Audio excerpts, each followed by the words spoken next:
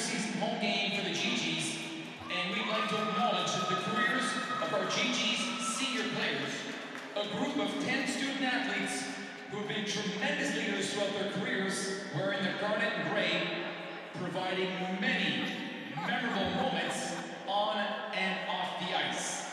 Please give a big round of applause to the GG seniors. From Ottawa, she joined the GGs after 4 seasons at Syracuse, an education student, number 6, Shelby Kala.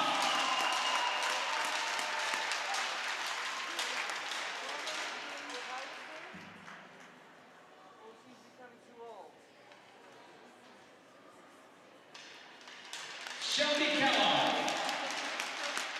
une étudiante en criminologie, une étoile académique canadienne qui a commencé sa carrière de GGs en 2020 en provenance de Rimouski, Québec, une attaquante, le numéro 13, Ariane Gagnon.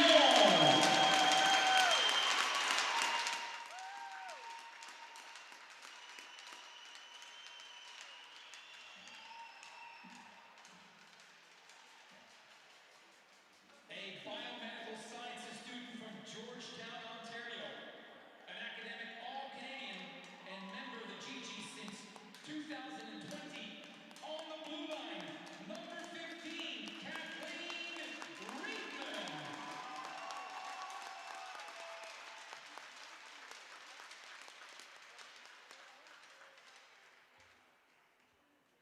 Une étudiante en criminologie, une étoile académique canadienne qui a commencé sa carrière avec les GGs en 2020 en provenance de Mascouche, Québec, une défenseuse, le numéro 55, Ariane Mainville.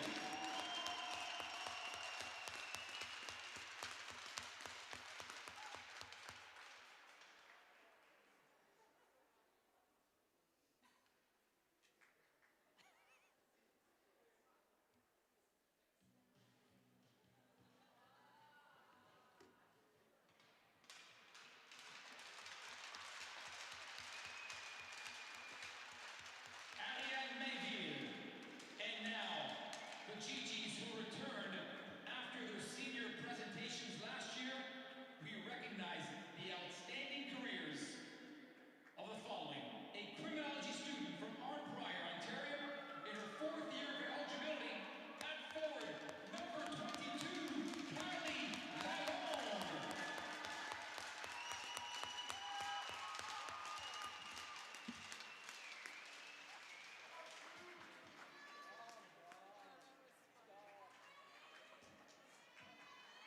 Kylie Lalonde,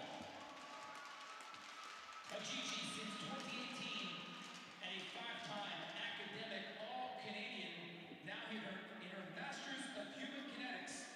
She enters today's game with 40 regular season points in her career. A forward from Ayr, Ontario, number 26, Catherine Burkby.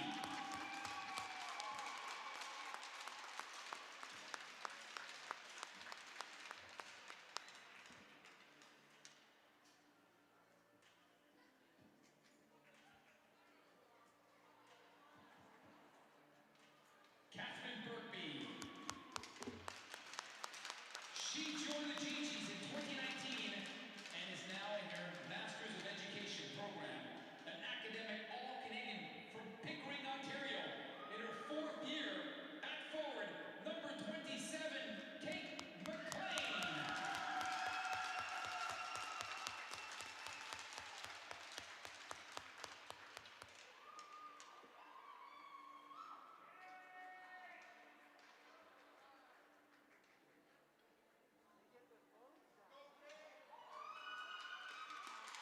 Kate McLean, une étudiante qui poursuit sa maîtrise en éducation, qui a commencé sa carrière avec les GGs en 2019 en provenance de Kapuskasing, Ontario, une attaquante, le numéro 34, Alex Clavel.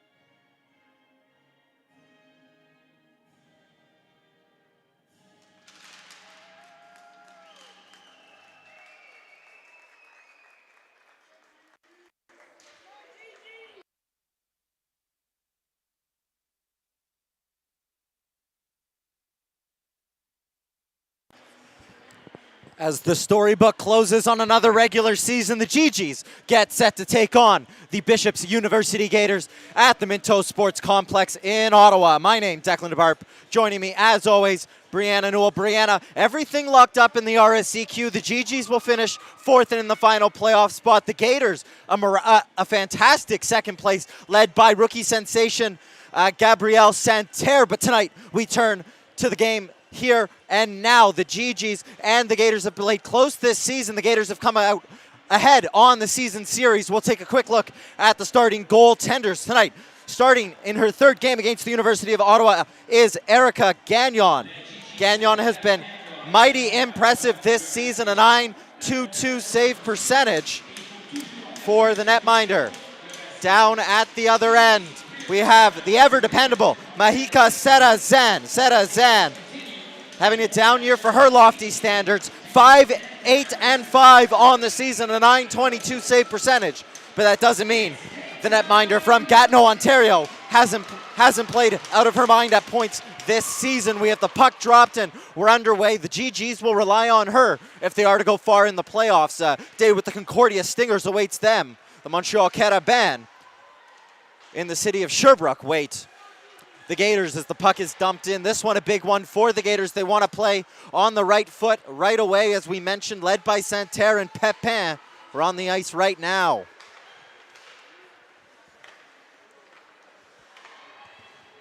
Stuck in their own zone as here they come with Marie-Camille Théoret, and that one's dumped in on Serazan, who will freeze up and we'll have a face-off off to the right.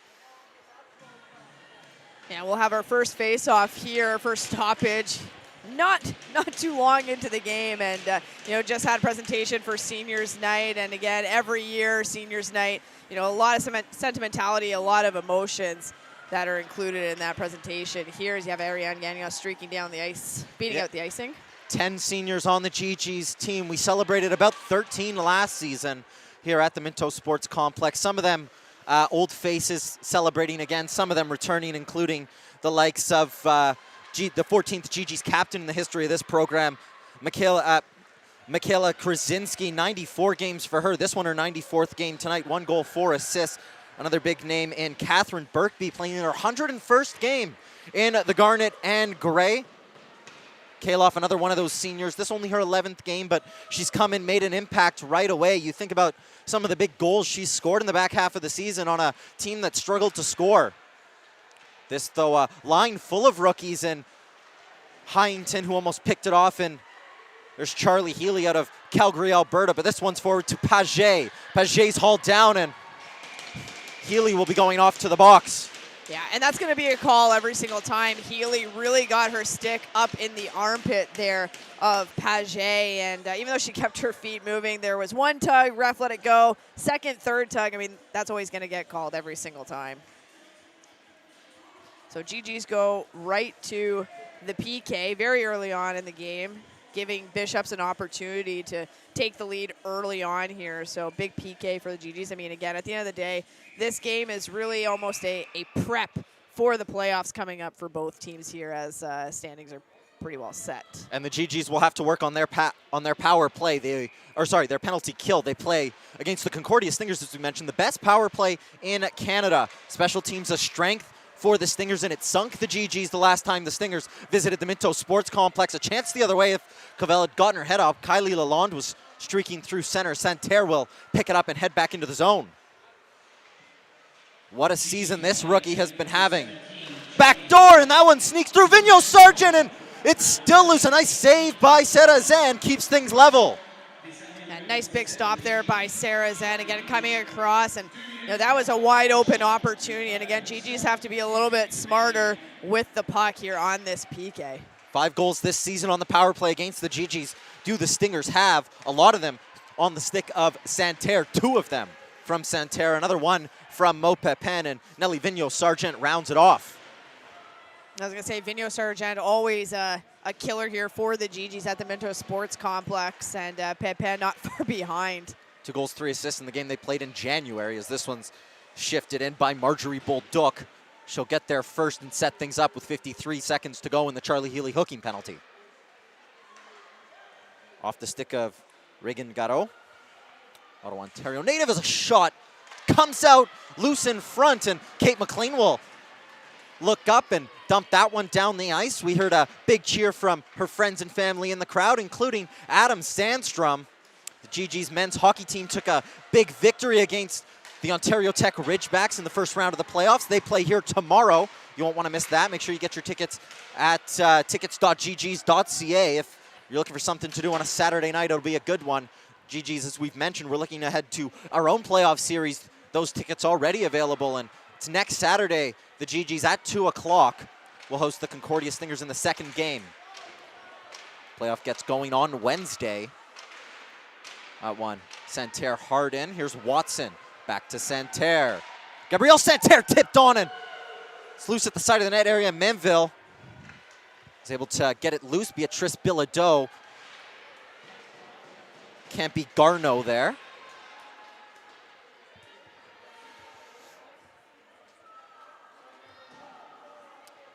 Puck pinned up against the wall, and it's rung around the boards. Jade Todd can't beat Nelly Vigneault-Sargent there. Good bite back there from Bilodeau. The GG's have been stuck in their zone. Alyssa Biesenthal looking to head back the other way. She'll circle as her team changes. Maëlle Laplante, been the rookie standout for the University of Ottawa, trying to find Catherine Birkby. Birkby harrying the puck. She'll stay on that one as Cameron Johnson looks up to Jamie Aspero-Potamaitis. One of those fun names you get to say in broadcasting. It a lot of syllables, and she's been around the league for quite some time. Was part of that group that came in 3 years ago with the Gators. What a lofty climb they've had. Their first playoff series they'll be in this year. So that one's batted behind, and it's picked up by Laplante. Clavel cross ice to Birkby. She has some room, tries to put the moves on and loses the handle. It was Berger Dubé who came across quickly. Here's the ever-dangerous Pepin. Pepin, Santerre, and Turcotte. One of the best first lines in the RSCQ right now as that one's over the net. Pepin back to Turcotte, and it's off her stick. Kaloff playing with it dangerously in front of her net, and here's Biesenthal. Alyssa Biesenthal in on the breakaway to the backhand, and what a save by Gagnon. That was a huge stop there by Gagnon. A really smart heads-up play by Kaloff there, floating it up the middle instead of going up to the side on the boards, and it ended up in an opportunity for the GGs. But good stop there for Bishops. And you'd always favor Alyssa Biesenthal coming in down. She's so deadly on the breakaway. You think back to one of the last games they played here 2 seasons ago. It went to the shootout. Biesenthal scored once in the shootout and then scored again. A 3-goal night for Biesenthal, including 2 in the shootout.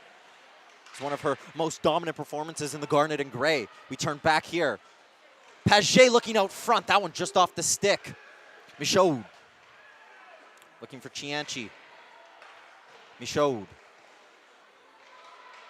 Reedman watches her. It's out in front and poked aside by Sarazam. It's been good pressure here from the Gators. Almost a chance on the rush. Michaud picks it off, and that one behind Reagan Garreau. Out to center. Gators completing a change, and Ella Watson will dump this one right back where it came from. Flo Lessard wants that puck. It'll come to her a little too late. She's closed off by Cameron Johnson. Good heads-up play by the defenseman, flying off the bench. It's down the length of the ice. That one will be an icing with 13:08 to go. And really, aside from the opportunity that Biesenthal had on the breakaway, GGs have pretty much been hemmed in their own zone for this period. And a lot of it has to do with clears that are not getting out. Those pucks on the boards absolutely need to get out. It created opportunities for Bishops. It got the GGs running around in their own zone and ended up in potential opportunities for Bishops where Sarazan really had to bail her team out. Good job by Laplante there, keeping it in the zone. Big stretch by Laplante as the GGs get their first bit of offensive zone time. It comes back to Maëlle Laplante. Bobbling puck and hacked at by Molly Hyenton. 1 goal for her on the season. Looking for a second. Biesenthal leaves it for Flo Lessard. She had her pocket picked. And a nice save by Garneau, or Gagnon rather.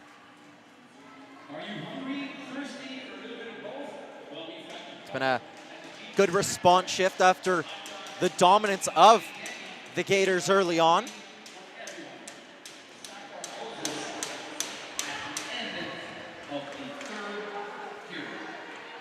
Berger Dubé will double back. Flip to center, held in by Clavel, if only momentarily. As you saw a little earlier, her parents in as one of the graduating players. Comes out a clapper by Clavel, and what a moment it would have been if she could have got that goal. It's a long drive in from her parents, the Kapasaksing native, just north of Sudbury is Alex Clavel from. Got a good crowd of parents here. Yeah, I was going to say, great crowd of parents here for seniors night. Great support. It's the last game of the regular season for the GGs. So, yeah, good to have a nice packed crowd at the Minto Sports Complex on a Friday night like this. Making some noise, and Turcotte is looking through the center. We hope the GGs, or they're hoping that they won't disappoint their parents here tonight, the ones who, you know, wake up, drive you to practice early morning, 6 o'clock, as they say. Kaloff goes for a skate. It's been nice to have her playing in her hometown, her parents have said. And that one, a centering pass that Gagnon can't freeze up. A quick whistle. And a face-off off to the left. Yeah, it's a very quick whistle, and you see Lessard out there with the universal language of what the heck. And regardless, though, his whistle down, face-off will come to the left of Gagnon. Again, it's been a few face-offs now. The GGs have had the opportunity in the offensive zone, and a couple good shots on net. But again, it's going to have to be a little bit better than that to beat Gagnon. Gagnon 2-1 against the GGs this season. Mighty impressive when she's played. LaPlante looking for a shot, that one into the midsection. She's 8-3 on the season. Angelique Prue heads up play to shovel it onto her defensive partner. The GGs have made a concerted effort to try and spring the zone early. Flo Lessard hooked up, nothing coming. Finds its way to Ariane Gagnon on a funny little bounce off the boards.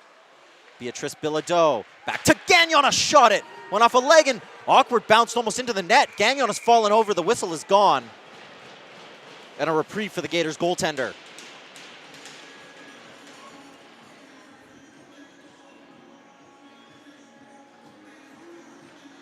But we've seen the GGs, unlike other times this season, they've really committed to sending a player high and looking for the stretch pass. It's had some effectiveness so far. Produced the breakaway from Alyssa Biesenthal. Gators will have to watch out for that as Marjorie Bolduc puts on some nice edge work to avoid the aforementioned Biesenthal. As for Potomaitis, can't get past Michaela Krasinski. Krasinski, as I mentioned, the 14th captain in GG's history. Goes cross ice to Ariane Menville. Dumped in, and Kate McLean will head right after it. Gets there first, separates man from puck. Kylie Lalonde, head up, she has Kaloff. Kaloff! Kicked aside by Gagnon.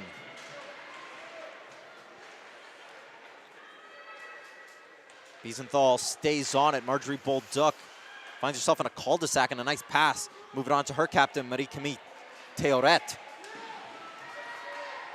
Sent in, and Serazan settles it down for Kaloff, who a little head fake is able to elude some pressure. A chance that she can't clear out, that from the on-checking Christelle Fontaine. Back to Fontaine. Kylie Lalonde thought for a moment of headed after that loose puck. The end of a long shift, went off for a change.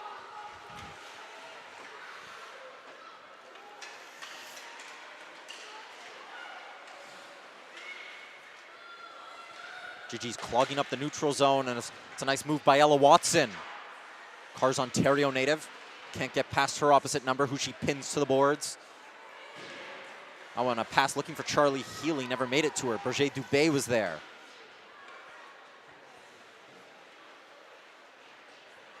Yeah, LaPlante, Angelique Prue. These two have made quite an impressive partnership this season. So that one's sent in, and Beatrice Bilodeau will head after it. Nice physical play to separate Cameron Johnson for the puck, if only momentarily. Santerre moves it up to Pepin, and LaPlante aware of Santerre and Pepin. She played against both of them in the Cégep ranks. The effectiveness that they have had finds its way back to Santerre. 17 goals, 26 assists for Santerre this season. Here's Pepin, and the feet of Santerre. to the forehand, Santerre right into the chest and then poked aside by Sarrazin. That was a key poke aside there as you had Pepin who was streaking in, and it was a good job done by Bilodeau to take the stick away, but really good job by Sarrazin. Quick reflexes. She's had to be attentive early on. Kaloff dumps that only as far as Marie-Camille Théoret, and hot off the bench. Here's Savannah Cianci. Alex Clavel will go for a skate, closed off by Marie-Camille Théoret. It was good angling done there by Théoret and managing to not take a penalty while dealing it too. Slide pass by Kaloff to Birkby, who will dump this one in. And as the defense changed, Jade Todd will go in, try and dig for that one, and we'll get a face-off off to the right. You know, what the GGs have done a good job of so far is a little bit of their forward check. It was a little slow at first, but they've started picking it up a bit in the sense of they send one person in hard, like a Kate McLean, to really separate the player from the puck. What they're missing really, I think, is that next step. You need another teammate to come in and pick up the loose puck. Otherwise, all that effort is wasted. Puck kept in. Here is Kate McLean. It bobbled off her stick. She got a pass to the back door to Wiesenthal. That one sent high in off a GG stick, and LaPlante will go back to collect. Picked off by Nelly Vigneault-Sargent. Garneau, little half pass, half shot in the direction of Aspro Potamaitis. That one's fought off into the corner. McLean pushes it forward to Wiesenthal. Wiesenthal trying to cut, can't get past Théoret. Lalonde, hack shot, and that one took a deflection, couldn't get past the block. Krasinski can't hold the line, and Christelle Fontaine will go for a skate as the GGs and Gators change. Reversed by Minville. Krasinski angled out by Ella Watson. Flo Lessard will help it on its way. Jolie Gagnon.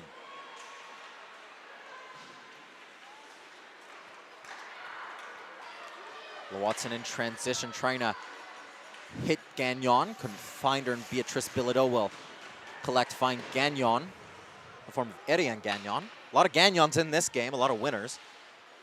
Erica Gagnon and Jolie Gagnon, as well as GG's own Ariane Gagnon, pulled down the crowd and the bench. One-up call. The broadcast also was wondering what was going on there. Nothing coming. Flo Lessard with a lot of speed across the center of the ice. Kathleen Reedman on it now. She's given a bump. It's good to see her playing in this game. Took a awkward fall in the game against the Carleton Ravens. Bumped into the net. Left the game. Then proceeded to play against McGill, so hopefully no worse for wear. As here's Santerre shifting through center. Forced to the backhand, watched all the way. She'll circle. As Michaud off the bench, down low goes the defender. Good job by Clavel there, angling off, and then Birkby coming in to help as well with the battle. Santerre and Pepin will peel away from the zone and get a change in with 5:37 to go. The GGs emerge with it. Birkby head up, finds Todd. Todd toe drag on the backhand, blocked on its way through.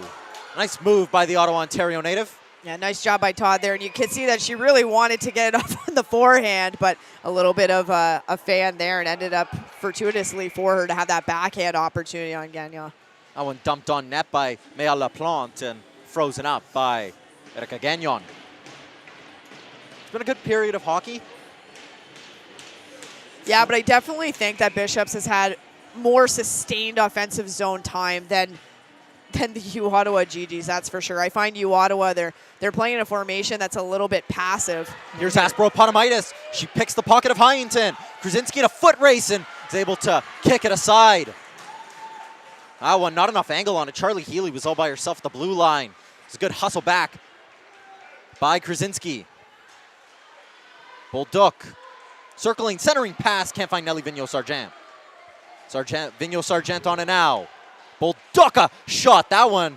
It's easy enough for Sarrazin, though she bobbles the catch. It's rung around the boards and past everyone.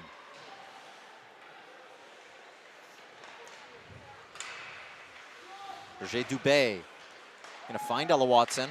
Looked like it surprised her. Ariane Gagnon trying to find the angle, can't. Lop that one up.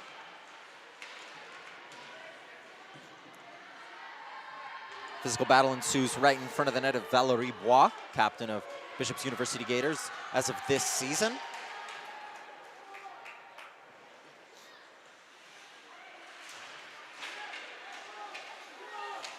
It's two rookie coaching staffs, if you will. Valerie Bois, and though not quite rookies, in Greg Bowes and Jennifer Wakefield, though the GG's head coach did leave mid-season to join PWHL Boston. Wishing Stephanie McYo all the best. Here's Jolie Gagnon. In the feet of Maude Pepin, who was looked up and found herself in a phone booth. Clavel back the other way. Watched by Turcotte, and Jay Todd was in just offside.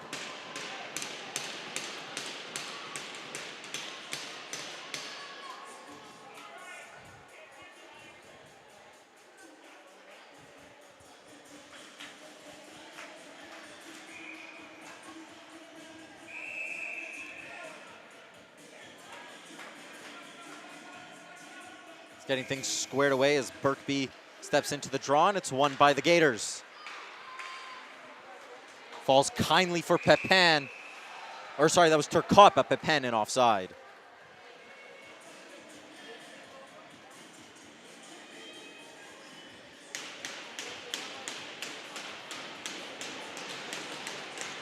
And it's been a pretty, I'd say, uneventful first period on both sides, like both teams. The only real opportunity I'd say the GG's had was the breakaway opportunity from Biesenthal. And, you know, Bishops has had a few opportunities. Sarah's been doing a good job steering them away. And GG's have to be a little bit more careful with their puck management as, again, another turnover comes to Maude Pepin. It's been a pretty free-flowing game. As you say, neither team really dominating. You worry after the opening shifts where the first 5 minutes are all the Gators, including the power play that Charlie Healy gives them. It's a good power play unit as well. We didn't mention it's operating at over 27% on the season. GG's penalty kill looked equal to the task. Here's Paget trying to fly over the line. Disrupted by Maëlle Laplante, who's having quite the game. She hits the ice. And that one will bobble up. Back to Laplante. Able to find McLean, who banks it to Lalonde. Lalonde, she stops up, and a good poke by Michaud. This line that's come together in the back half of the season has worked quite well, and it's out in front. And a quick whistle. I don't know if they're going to get a... I think they're just going to blow it dead. The play dead, and as if it was frozen. Oh, the net had come off. That's what the whistle was for. Left us confused up here in the box. Yeah, I think it confused everyone on the ice, too, to be honest. I don't think it was off by that much, but regardless, face off to the left of Gagnon. Brzezinski fighting to keep it in. Has the help of Flo Lassard. Jamie Aspro-Potomaitis is forced back, if only momentarily. Dumped to the ice. The GGs will be getting their first power play of the night. Cameron Johnson, the call roughing. Well, and to be honest, I feel like it's timely. There have been a few situations that have happened where the GG's bench was looking for a call, and again, it gets to a point where you want to make sure that you're keeping the game in hand as well. So I think it's a good time to make that call and just reestablish the boundaries here of what you can and cannot do in women's hockey. GG's power play goes to work, operating at 12.5% on the season. This has been their weak point for a couple of years now. We think last season they finished with a power play under 10%. Well, and the way Santerre here is forechecking on the PK, you know, she wants to put pressure on the GGs because there could be an opportunity for a shorthanded goal. GG's in over the line, and it's left behind. Here's Santerre, watched by Maëlle Laplante. And Laplante, who has kept her in her pocket tonight, picks her off again. Biesenthal will go for a skate and then dump it in under the harassment of Paget. You know, Brianna, in these games that are so tight, we're looking at tonight, but really we're looking at the game on Wednesday and Saturday. So this one's blown down with minute 13 seconds to go. In these tight games, these games with such a tight margin, it's always the power play, always the special teams that come to the fore. And we've talked about the Stingers' power play, and we could talk about Montreal's power play for Bishops. These are really good units. The Gators' power play operating over, as we said, 27% as it comes the way of Todd to Reedman. But if your power play just isn't working for you, you're not going to win very many games as Kalof shoots it on. Well, your power play if it's not working for you, but also your PK. And at the end of the day, if you're taking penalties, your PK has to be operating at a pretty high percentage of success. Otherwise, like you said, it's going to be that difference maker in these tight, important games. 32 and 95% respectively for the Concordia Stingers special teams. They're the #1 team in the country for a reason, undefeated. The first team undefeated since the McGill teams of the mid-2000s in the RSEQ and in women's hockey and youth sports. There's actually 2 undefeated teams this season, as that one's knocked down with a high stick. Well, and I think with Concordia Stingers, I mean, they are a very strong team. Every unit of 5 that they put out there can absolutely compete against any team. And so when you're playing a team like that, you have to adjust your strategy. You can't go in with the same strategy in which you'd go up against the Carleton Ravens or Bishops. It's a different team, which requires a different approach. So I'll be curious to see what the coaching staff maybe does differently in terms of maybe forecheck, D-zone coverage, anything to help mitigate some risk. That one's sent on, and LaPlante has the puck batted away from her stick, or she would have been staring at an open goal. Alex Clavel, another shot. It hits a body and lops up in behind the nets. It's been good pressure from the GG's power play throughout, yet to really generate a scoring chance. We're into the final 10 seconds and final 20 seconds of the period. That one just sent wide. Wiesenthal recycles play. Clavel looking down low, deflected a couple of times and frozen up by Gagnon. But just to finish the point on the Concordia Stingers, we think to the games the GGs have played here at the Minto Sports Complex. They've been quite close. They've taken them to overtime twice, the only team to take them to overtime multiple times. GGs are the only team that have played the Stingers within 1 goal this season on multiple occasions, and they're the only team to score more than 3 goals against them in a game. So I don't think it's as settled as everyone would like to think, and that might be the rose-colored glasses of a person who watches this team week in, week out, as that one's sent down low. I'm sure that we'll continue this conversation throughout the game tonight and in the intermission reports, but that'll do it for the first period. Really nothing to write home about. Both teams go into the locker room knotted up at 0. Brianna and I will be back in just a moment's time with the intermission reports and in about 18 minutes for the start of the second period. You won't want to miss this one.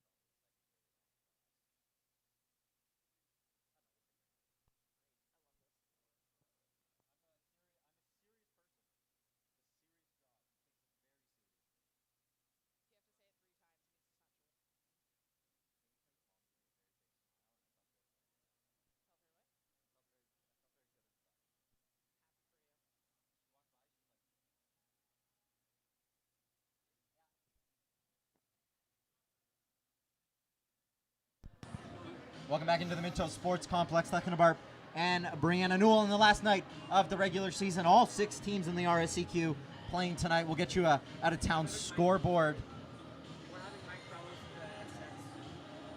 But if it's okay, is it?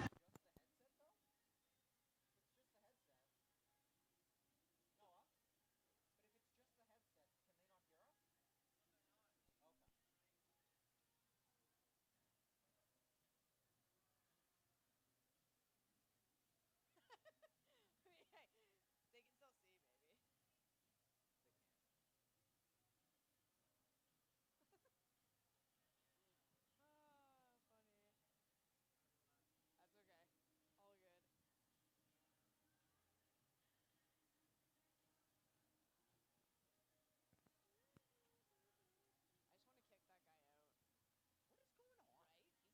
All good. I just want to kick that guy out. What is going on? Right? He's annoying. What's going on? I kind of want to tell Alex and be like, can you guys kick him out? Jamie. Right? No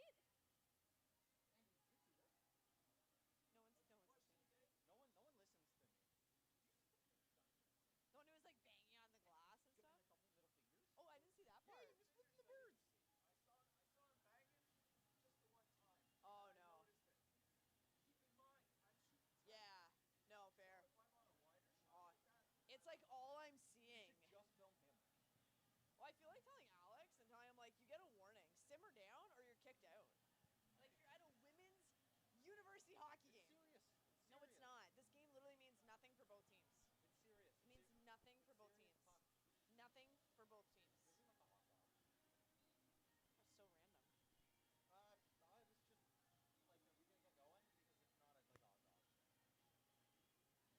on the broadcast. What? We gotta wrap this up. Declan. Why do you think I come every week?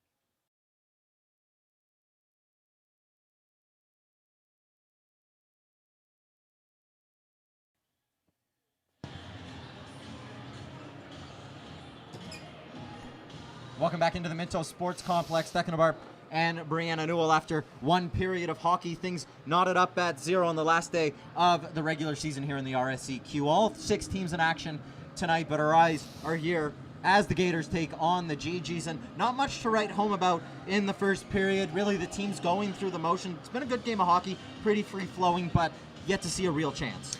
Yeah, I mean, there were a couple good chances on both sides. I mean, you had the breakaway from Biesenthal. You had an opportunity. I can't remember who it was for Bishops exactly, but Saracen was able to poke that away and made a nice, good stop. I think one was on Vigneault Sargent. So a couple good opportunities. I honestly think the seniors presentation took a lot of the energy out of both teams. I mean, it makes a difference when you're standing there for a solid 10 minutes waiting to get going. So I think that made a little bit of a difference there. But, yeah, nothing to really write home about, I would say. And we've talked about it throughout. The I's dotted, the T's crossed. Everything is set in stone in the RSEQ ahead of Wednesday's first round of playoff games. The GGs will be taking on the Concordia Stingers in Montreal, and the Gators will be hosting the University of Montreal in Sherbrooke. And this game really about just getting those final reps in, getting those final looks in. If you're the GGs, what are you taking away from this game? I think a big part of it is puck management. I can't even count the number of times that the puck was turned over within a couple feet of the blue line. And again, the puck, if it's being rung around the boards or if it's being passed to an outlet on the halfway point, you have to make sure that puck gets out because, at this point, this game doesn't matter. We're just going to say it. For both teams, there's absolutely no impact to the standings. Everything's set in stone. So it's really about making sure those good habits are in place when you get into playoffs because that's where it really does matter. It's mattered all season, but here, it's kind of do or die once you get to playoffs, especially in RSEQ, right? It's a very short series to see if you can make it on afterwards, and you almost blink and it's done, right? And some of those smaller errors could really be magnified. And so puck management, I'm really finding for the GGs, is a huge component that needs to be focused on way better here. And when we turn our eyes to the team in purple, the Gators do match up against the Montreal Caravan quite well, in my opinion. We've seen them susceptible to the stretch pass at times, and that is something that Montreal really loves to do. We see it when the Caravan come to this building if you're the Gators, what are you going through? What's the process you're going through in this game as you approach a GG's team that might be in fourth, might not be doing as well as we would have expected coming into the season, but still pose a threat? I think it's using this game to fine-tune things. So they had a power play opportunity earlier on in the first period, making sure that that's running smoothly. And what I mean by that is making sure that everyone knows the formation, everyone knows where each other is going to be, so you're not taking time with the puck once you get it. You already know when you have the puck or beforehand where your pass is going, or if you're skating in with it for a shot attempt. So I think there's that aspect. I think they move the puck quite well. I don't think they necessarily think about their next play too much, and that's going to be big against the Carabin. What I like about Bishops is they're physical. They're not necessarily dirty, but they're physical. And University of Montreal, the Carabin, have always been a physical, a bigger team. And so I think it'll be interesting to see what happens with that matchup. Should be a good game, a good series. That one gets underway Wednesday at all. Lots of pickings on Wednesday evening for University hockey. We'll be back in about 10 minutes time to bring you the second period of this one. Don't go anywhere.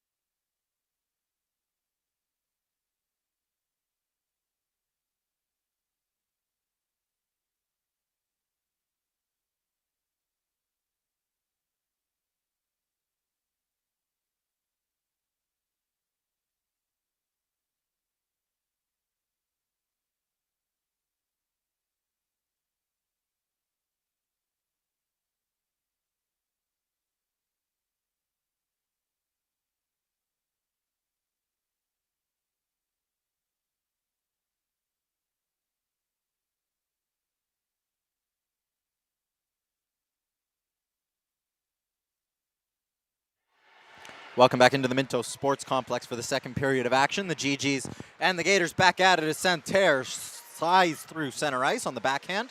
Watch the whole way as Mika Serrazin makes the first save of the second period. It was a good job there by Riedman following with Santerre, making sure that she was kept to the outside. What I would like to see just as an added step there from Riedman is getting her stick out on the puck so that when that shot is released, it's disrupted instead of just allowing her that clean shot. Minville rings it around the boards. Flo Lassard will get there under the check of Justine Turcotte.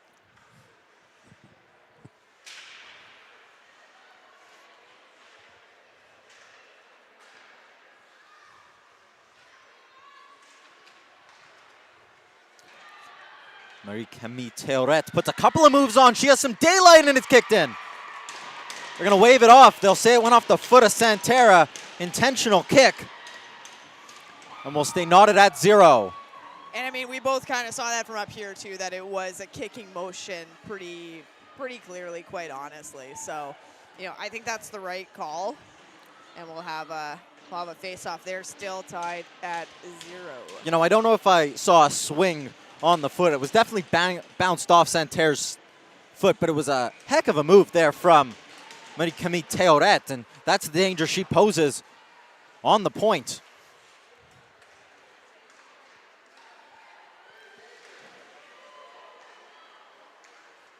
Back to center as Paget will do a loop, trying to find. That was Garot. Sent that one just behind Kate McLean, and Garneau will go for a skate, and that one will be icing. And it was the right idea, you know. Lalonde picks up the puck on the boards there. She had her head up. She didn't want to just slap it away. It was right to go cross ice, but it was just not really nowhere in front of Kate McLean at all. And really, when she's been playing at her best in the back half of the season, that's what she's been doing. Kate McLean has been flying. She was rewarded with her first goal of the season 2 weekends ago when we were here. It was really a play that has characterized her entire GG's career. You know, she goes in, she digs in the corners, and that one looking for her once again. Biesenthal with her. McLean will stop up, and that one just waited a little too long.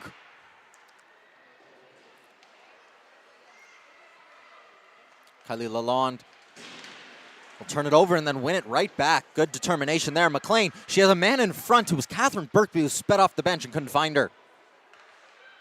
Back with McLean. Calm play back to the point, and Kaloff showing that NCAA experience. She'll walk down the line, a kick save. Was a big GG's hold the line. There for the GG's, but no one in front. Charlie Healy still looking for her first goal in the RSCQ. Can't bury it. And here's Nelly Vigneault-Sargent trying to shift it past Kathleen Riedman, who disrupts the forward progress of Nelly Vigneault-Sargent. Michaud will keep the puck in, and Krasinski will take a couple of whacks at it.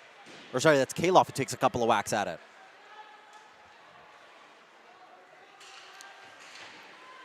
Julie Gagnon gets there first, and Marie-Camille Théoret with it once again.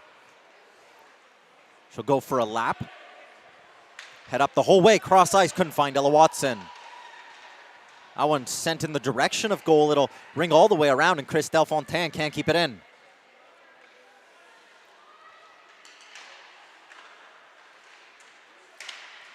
Charlie Healy wins that one back. And Jade Todd trying to put the moves on. Couldn't get there. That one, arm up for icing. Doesn't have the legs for it. Gigi's almost got caught in a situation where they had too many men on the ice. Kayla Krasinski had to jump right back on the bench. Marie-Camille Théoret. Santerre down low, puts the brakes on. Fontaine back at the point. She'll do it herself.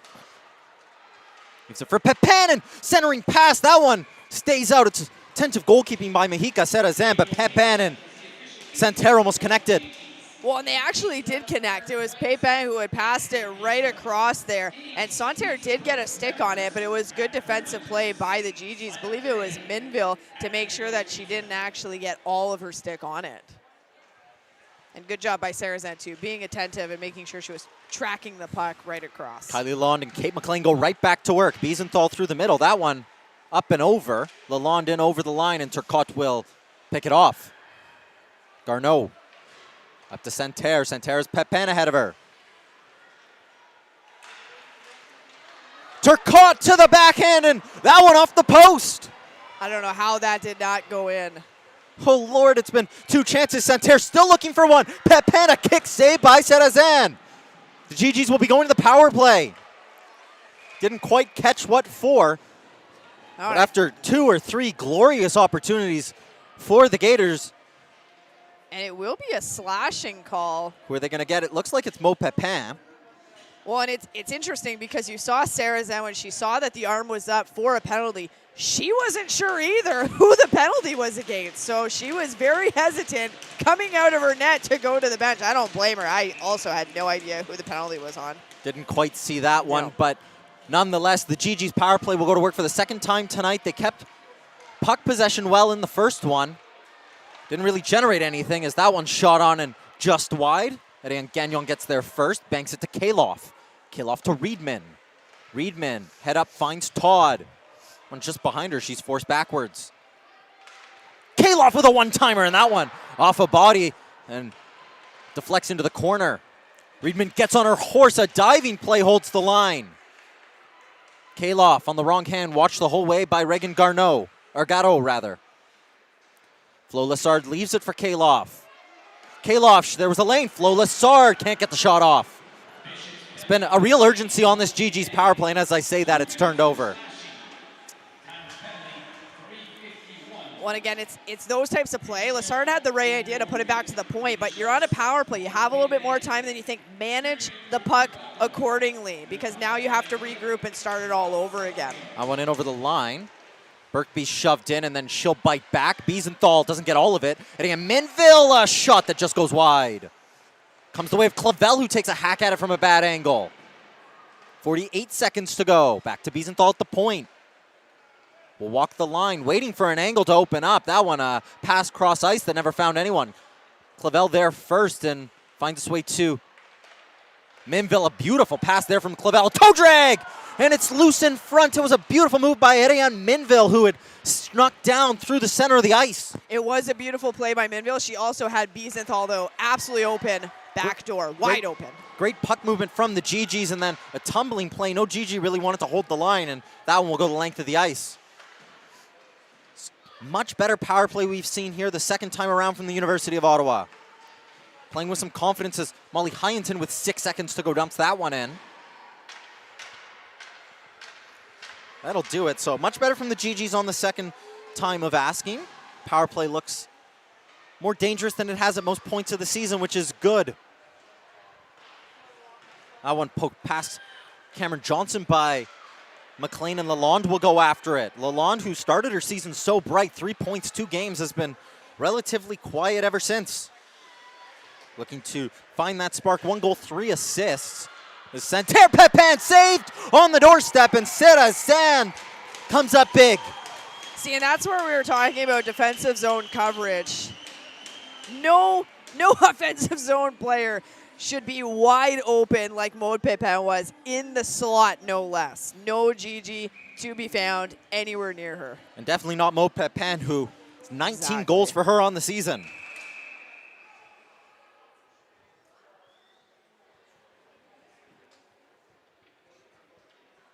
Just settling things down, and gonna face off once again. That's won by the Gators.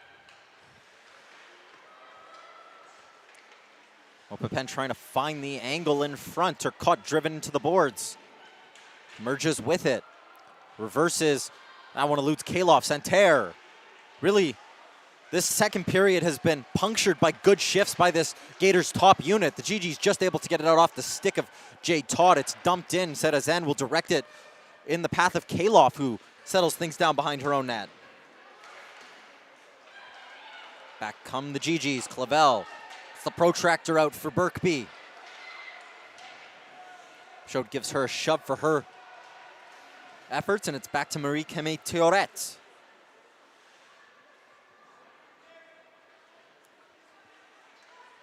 Left behind, and here's the RSEQ's top goals point getter.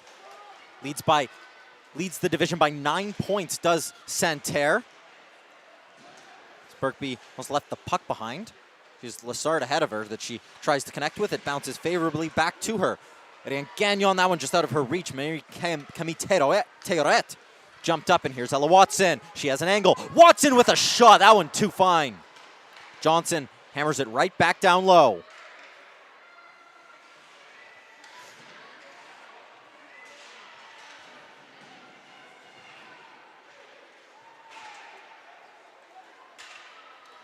There's Jamie Aspero-Potamaitis, who will circle and try and find a lane. Back to Cameron Johnson. Aspero-Potamaitis. Pass Krasinski in all alone. She'll try and buy some time as her team's changing. Minville gets in the way, but it finds its way to Marjorie Bolduc.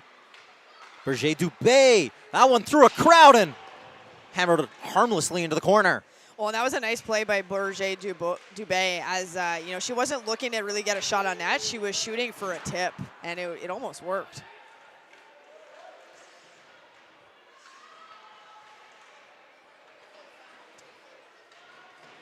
Good pin there by Krasinski, but again, a little bit slow on the next step are the GGs. Again, Minville will get there and ring it around only as far as Berger Dubé, who has it poked off, and Charlie Healy will get on her horse in a foot race, and great secondary speed there shown by Garneau. Yeah, it was really good speed there, and then she sends a breakout pass up to Vigneault Sargent, who just dumps it in, and she was about a step or so behind Healy, and she really got on her horse to win that foot race. Healy was at the end of a long shift. She'll chase after this one again and then peel off and go to the bench, but it was good speed shown by Garneau, and that one, Chianchi's taken down. Nothing coming. The GGs are in over the line. Berkby to the backhand. Tripped up. It's a play on the puck that they'll call a penalty, in the crowd is loving it. Again, I get it, because you had an opportunity there where nothing was called. That one is really hard not to call, though. It's so blatant that it's really hard not to. And it's more a stick type of penalty as opposed to body. So I think that's why they absolutely made that call there. And again, GG's now, this is their third power play attempt this game. We talked about special teams. You need to score on this play, especially when it comes to playoffs. You need to be able to capitalize on these opportunities, because it could very well end up being a difference maker in a playoff game, or any game for that matter. So big opportunity here for GG's. And it gives a bit of confidence, too, if you're able to be successful on special teams. Especially at this time of year. We talked about it. It's win 2 and you're into nationals. Yeah, all it is, 2 games. That's it. Last year, only the winner made through. That one's still loose in the slot, and a quick whistle as Flo Lassard will get up and argue that one till the cows come home. Well, and again, this is the second time that this has happened. Second time this has happened during this game. The other time it was because the net was knocked off. So I kind of understand that quicker whistle. Whereas this one, though, is the second time where it was very visibly still live, and the ref blew that play down. So those are good opportunities. Scrums in front where GG's could have capitalized, but we'll never know because they were blown down. Reedman, good patience shown. That one a shot by Todd. It hits a body in front. Back to Reedman. Has Kaloff. That one shot along the ice looking for a tip, and they'll blow the whistle. I mean, they're checking the net, but the net was very clearly still on its post, and the crowd here booing the officials. And yeah, it's some not good whistles here. I'll give them that. I got to be honest with you, Brianna. I've never seen that before. That one, a puck that was still in play. The net was still clearly attached. Very clearly attached when they went over to quote-unquote check it. Todd back to Reedman. Kaloff, a shot. That one just sliced wide. Right idea is you had Gagnon going the other way to square up that puck. That was almost the exact same play as what they called when Berkby went down, and no call there. Rung in and down low.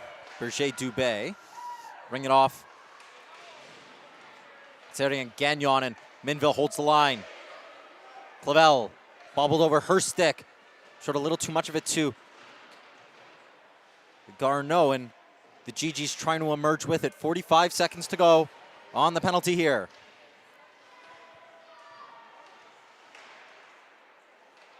Comes out the way of Minville. Hitting at Minville. Drop pass. Maya LaPlante. Back to Minville. It's time to step into it. Closed off quickly by Turcotte. Good edge work. Good 30 patience seconds. there shown by Minville as well. LaPlante hammers it into Turcotte and then hammers it into Santerre. Forced backwards. Good shot blocking by the Gators. It's good shot. Well, you have Santerre here on that loose puck. We've seen her not be afraid to go forward and pick off a puck and go back the other way on the penalty kill. This time she turns it over. It's Catherine Birkby who drew the power play with 6 seconds to go. That'll do it. The GG's 0 for 3 on the night. You really got to credit them. They've played well on the power play. Vigneault Sargent maintains the forecheck.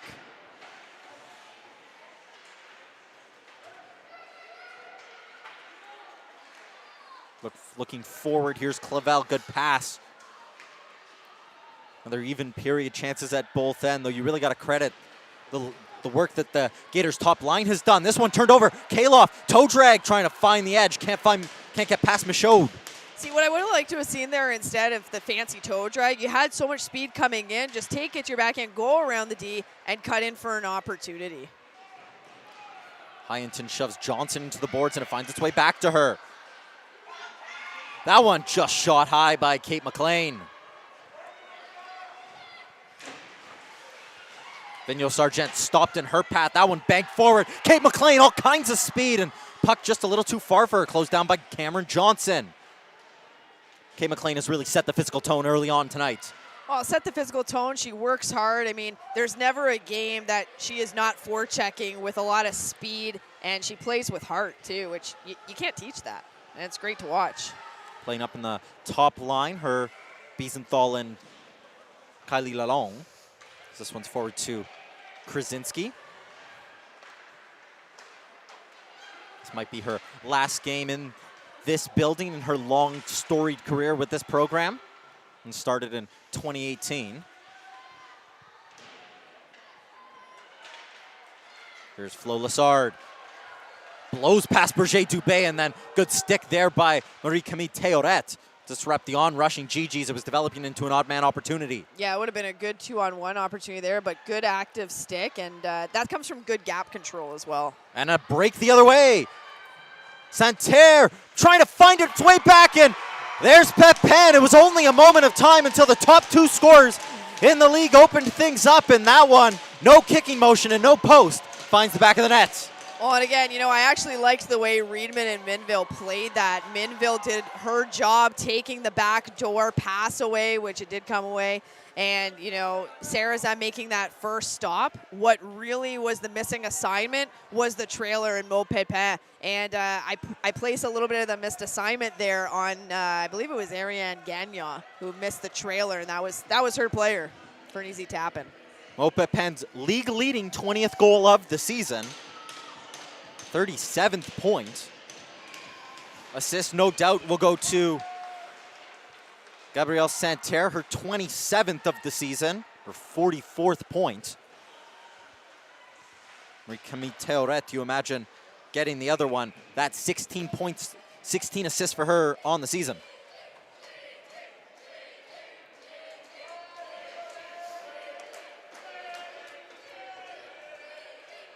Crowd getting loud here inside the Minto Sports Complex, wanting an answer right away from their team.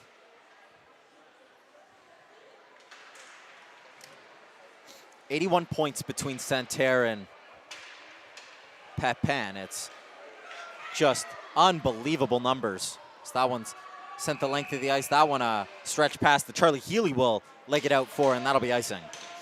Yeah, it was almost a cross between a sauce and a flip there, so a little bit hard to track that down and see where that was going. I mean, right idea to go and send someone, but got to do one or the other. Hyanton steps into the draw and wins that one. Shelby Kaloff will go for a skate. Kay McLean stretches to stay on side, and then Hyanton gets caught going the other way. Great play by Riedman to disrupt. It was Garneau who was rushing back the other way. That was a good job there by Riedman. And again, that good gap control, and it was a smart decision to back off the blue line as all 4 other players had gone. Hyanton stops a goal there. It's a great play and a chance now the other way. Healy is McLean. Healy Charlie Healy, Kate McLean, and it's off her stick. Chances at either end. Rush chances, the game disintegrating.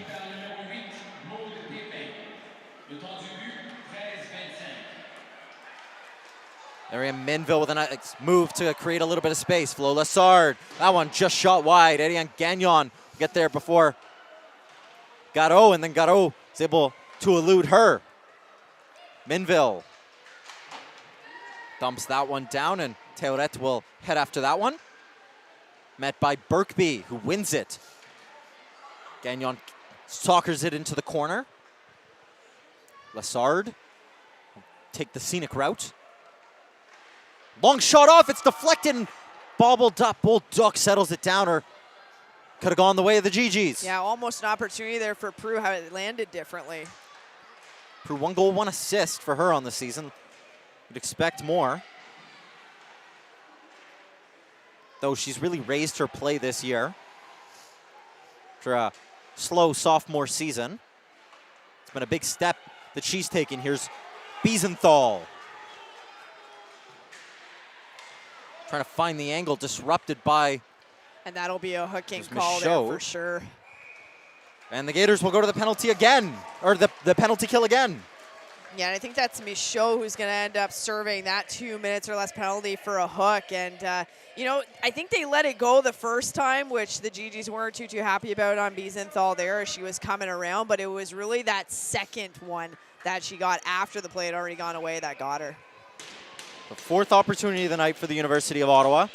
This one you feel they have to score. Down at the other end, just had a look over, didn't notice Garnet in gray sweater, and that's because it's not. It's the Ontario Tech Ridgebacks in a night early, as we mentioned, just setting you up for playoff game tomorrow night, a big one. GGs could eliminate the Ontario Tech Ridgebacks. First round of the playoffs, University of Quebec de Trois-Rivières waits for them. National champions from last year. Kaloff. Down low. Lassard and Kaloff connecting. Soccered to Gagnon. Creative play there by Syracuse alum. Spinning, somehow able to get to Reedman. Todd, a long shot through that didn't get a vital touch. Turcotte spins and will dump that one down the ice.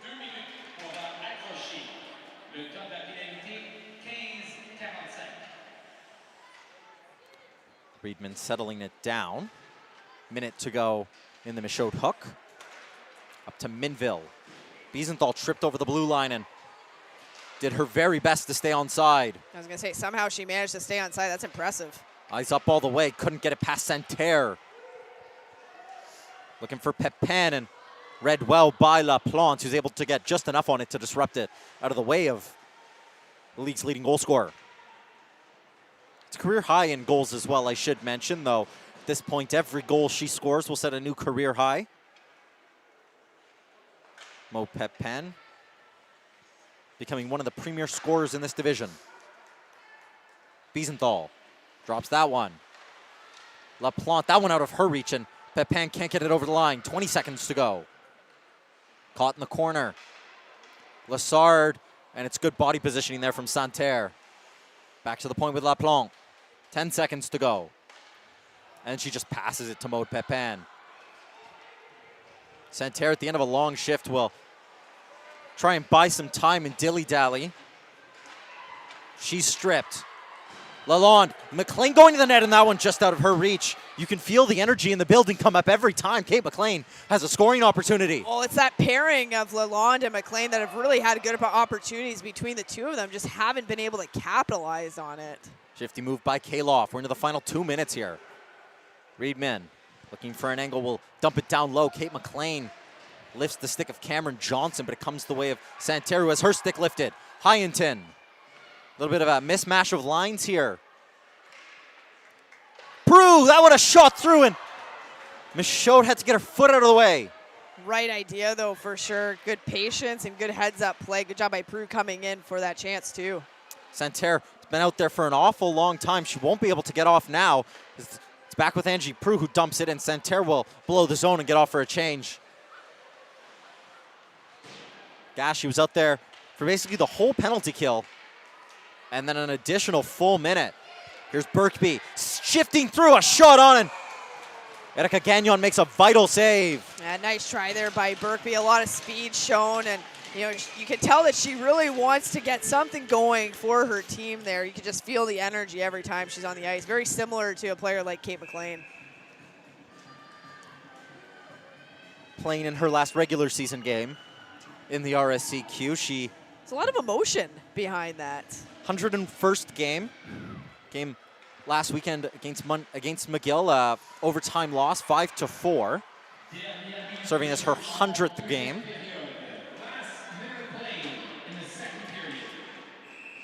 Now one goes the length of the ice for icing.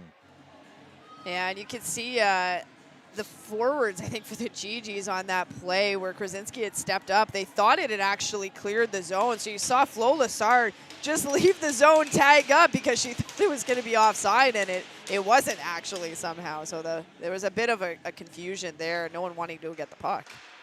Aspropotamaitis, a lane opens up for her on the backhand kick save by Sarazam. Krasinski slams her into the boards. I want a cross check by Minville that goes uncalled on Nelly Vigneault Sargent. The physical play amping up. Batted down, what a save by Sarazam, it's still loose. Aspropotamaitis couldn't get it out in that one, the net's off. It's been a theme tonight. Yeah, quick whistles and nets coming off have definitely been a theme. I was going to make a comment about, there's an opportunity. I feel like the refs should blow the whistle. Well, they did, actually, but after the opportunity.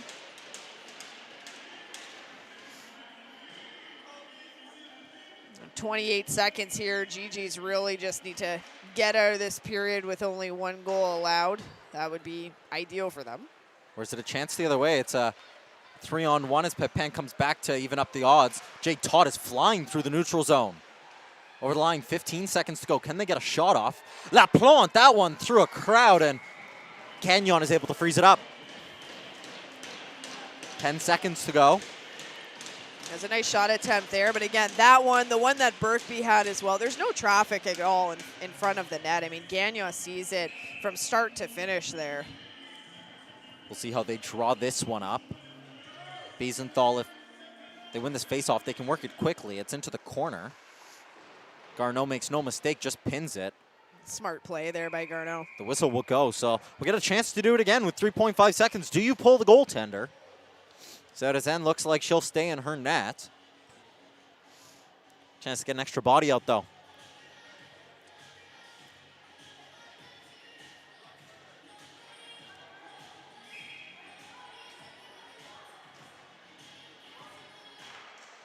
Oh, and again batted into the corner. Pepin will pick it up and turn for home, and that'll do it for the second period.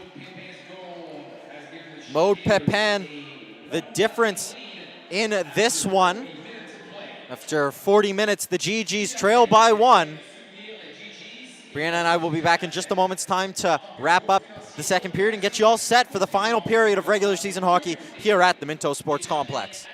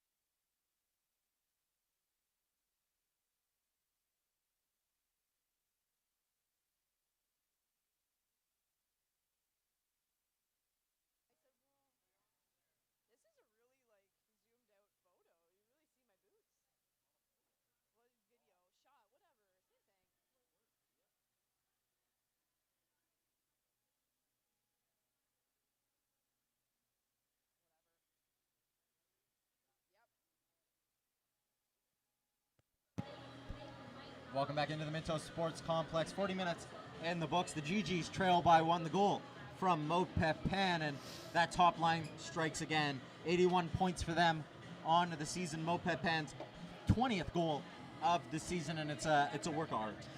Well, and we talked about it before too, either puck management, turning over pucks, just missed assignments in general. And again, I still think the D pairing of Minville and Reedman really played it well. They did not miss any assignments. They knew exactly what they were doing. They played it well. Sarah Zan had made a good stop. It was really on the trailer, and that's who Maud Pepin was. She was the trailer in that basically 3-on-2 opportunity. Gigi's had a back checker. But the thing is, if you're back checking and you're not actually taking a player, taking a stick, there's no point in back checking. You haven't really done anything. And I'm going to pick on Gagnon a little bit because she's not a rookie. She is a veteran player, and she was the one making the back check, and Pepin was her player that she did not pick up the stick on, who resulted in the goal. The Gators had a number of chances up to that point, but the GGs have played them tight at times in this period, just yet to get that final last look. What do they got to do in this third period to find that goal? So there's a couple things that we noticed during, especially the second period. The shot-offs have to be made quicker. At the end of the day, if you're getting the puck and you're corralling it, looking up, maybe taking a stick handle and then shooting, the lane's already gone. There's not that much time in this league. You have to already know what you're doing, where the lane is, before you even receive the puck. And so there have been a lot of shot blocks. Good job on Bishops for getting in those lanes, but at the end of the day, a lot of blocked shots that were happening from the point as well as from the forwards as well. And I think just, making sure that you're getting those lanes in, making sure that you're not necessarily looking for that pretty play. You're just getting shots on net, and then you're going in and getting those rebounds, because Gagnon had given up some really juicy rebounds, but the GGs weren't on the doorstep to be able to knock it home. 20 minutes left to play. The GGs trail by 1 in the final game of the RSEQ season. Declan Barp, and Brianna will be back in just about 10 minutes time to bring this one on home.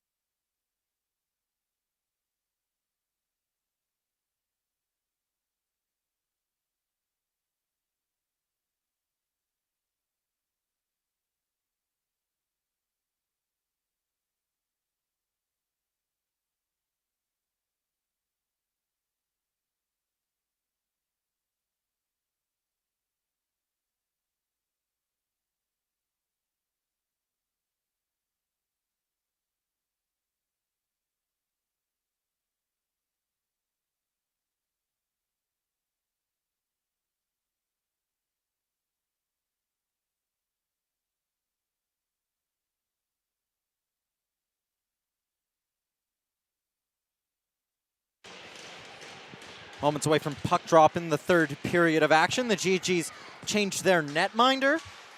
Out of the game comes Mahika Serazan. In comes Lauren McKay. McKay, 9-18 on the season, 2-4 record for the Richmond, BC native. Minville just an offside as Burkby was flying back over the line. Well, and I like that goalie change. You know, why not? As we've already established, this game has absolutely no bearing on the standings. You know, why not give a little bit of playing time to McKay? GG's women's basketball team, as we get a out-of-town scoreboard, beat the Queens Gales by a score of 74-71. Not enough to jump them in the standings. They would have needed to win by 9 tonight, but always a nice night when you can beat the third-ranked team in the country. Maëlle Laplante goes for a skate.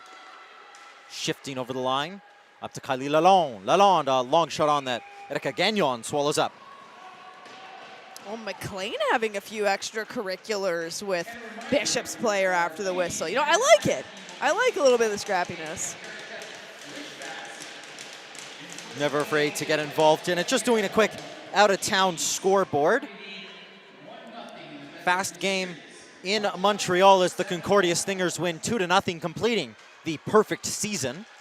So that one taken down. It was Cianci. Couldn't get past Kaloff. Clavel hammers into that one, and Paget holds the line. Poked forward by Cianci. And here's Biesenthal. Dumps it in. Currently 1-0 crosstown as the Ravens playing the McGill Martlets in the final game of the season. As we mentioned, this one more for pride as both teams' seasons finished last weekend.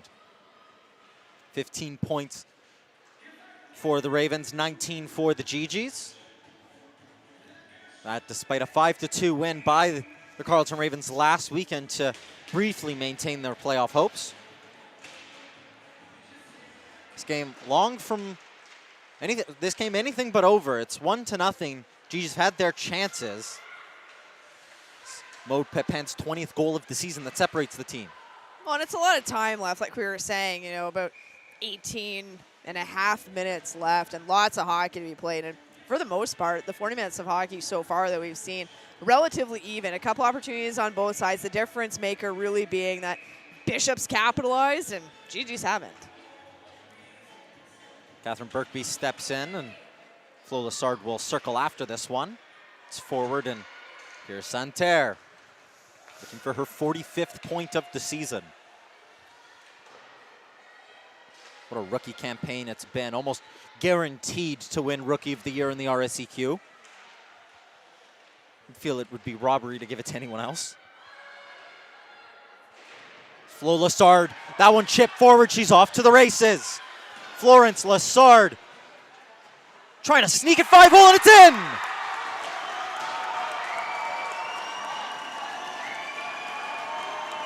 Wow, I'm not even really sure how that play started out, but puck comes loose for Flo Lessard to be able to skate down. You can see that Gagnon was thinking maybe about coming out, playing the puck, getting it knocked away, but decided not to, giving Lessard an opportunity to, you know, take the puck, had all the time in the world, no one was even near her, cutting in and really being able to just slide it through that 5-hole, which I really didn't think was going to happen. Almost surprised Erika Gagnon, and just like that, as we were saying, the GG's not out of this one, and very quickly they tie it up, and Maëlle Laplante is going to take some exceptions there. A snow job on Lauren McKay. Marjorie Bolduc was coming in with speed. Tempers flaring, and He has a lot of emotions for this type of game. But again, you play each team so many times throughout the regular season. You really start to develop quite the rivalry with each team. And, you know, smart here from Hanna-Rika Turpinen, GG's assistant coach, just calling Maëlle Laplante back to the benches. Tempers flare, settling things down. Yeah, smart. You don't need to get involved in anything. Nor do they need to take a penalty. That one dumped forward, and Cameron Johnson will head backwards. Rings it around to Jamie Aspro-Potamaitis. McLean over the line. GG's goals Florence Lassard's 6th goal of the season. Maëlle Laplante will get her 5th assist. That's all she wrote. So Flo Lassard from Maëlle Laplante tie things up at 1. You know, and like we said, we were talking about Gigi's not capitalizing on opportunities. Well, that one, the first opportunity of the third period for the Gigis, and Flo Lassard absolutely capitalized on it for her team. The second breakaway of the game as well. Yeah. Things getting physical, and Lizzie Wiesenthal will sit for 2 minutes or less. That one, a clear body contact to Berger Dubé. Gagnon out of the net, and a little extended man advantage time as Santerre scythes through center ice. Skating down on Krasinski. That one just had the puck knocked off her stick. She's still on it, and Jade Todd will hustle after that one and touch it up. Wiesenthal goes off for 2 minutes body contact, the call, as we suspected. With 16:25, a chance now for the Gators to reassert the lead. And again, that's the type of penalty where you're going into playoffs, is 200 feet from your net. It's an unnecessary penalty to take. And again, come playoff time against a team like Concordia that the Gigis are going to end up playing, you don't want to give them any opportunity at all.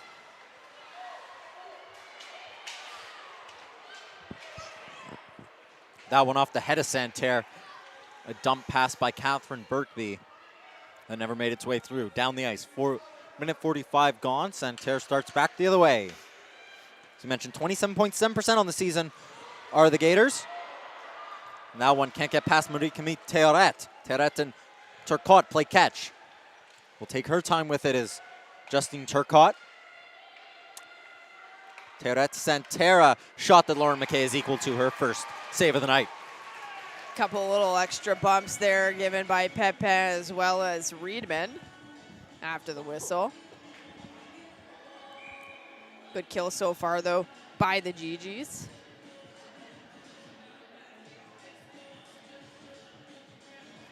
Timeout called by the Gators. They want to have a quick talk over. Valerie Bois came down, wants to draw something up. I mean, hey, why not? It's the time to try different things. Maybe coach has a play, wants to try out before the playoffs, see how it goes. I mean, this is really the time to go ahead and try it. There's no consequences necessarily, as we've already mentioned, standings-wise. And we've talked at length about special teams going into the playoffs. I think, it's always a big twist. The Gigis, you think back to the 5-4 game a little earlier this season where they play Concordia so tight. The difference is 2 power play goals. The last game here that the Gigis took the Stingers to overtime, it's a power play goal that sinks them. This penalty kill needs to come up big, and it's only operating at 77% on the season, which isn't good enough in this division. But they're getting some work tonight. Théoret, Santerre, Théoret. The captain drops it for Turcotte. A shot, kick save by Lauren McKay, and batted aside by A.M. Minville. Clavel head up, and she'll elect to go for a skate. Kate McLean with her. McLean to the net.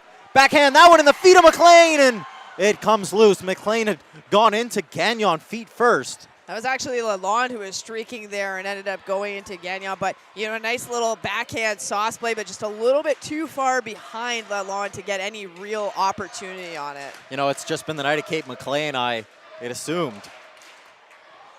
Very true. Vigneault Sargent, that one just over, but as you say, it was Lalonde who went off on the rush. The fans want to call a tripping, but nothing coming as Kaloff hit the ice. She's slow to get back to her feet as that one a centering pass.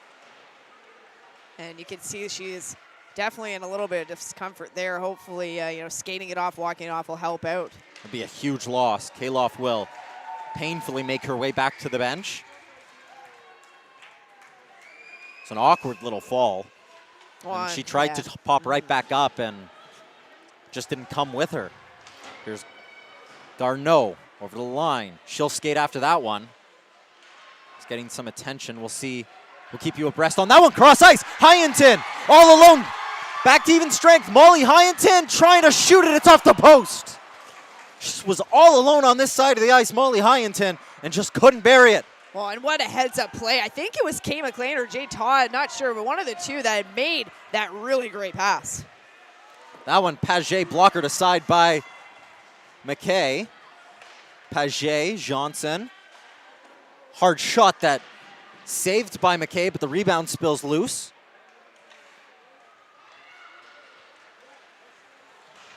That one rolls off the stick of Laplante.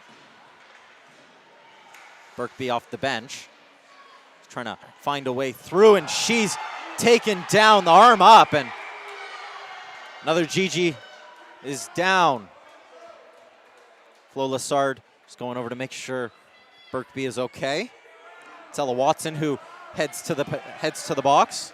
And I think actually Watson is going to be kicked out of the game is what it looks like. So 2 and a 10 for Ella Watson. The hit was in the numbers. It's an unfortunate play. Birkby had turned. It's Exactly. A boarding call, and Ella Watson will hit the showers early. Yeah. And I get it, you know, as a player, that's a tough call. Coach here for Bishop's really not happy about that. But as we said, it was square in the numbers there. Yes, Birkby turned, but it was square in the numbers. And we have Fontaine who's going to be serving this penalty here. Fontaine will serve the 2 minutes of the 2 and a 10. Jennifer Wakefield just having a word. Valerie Bois quite animated, we saw Very. at the call. Not quite. Very, very animated.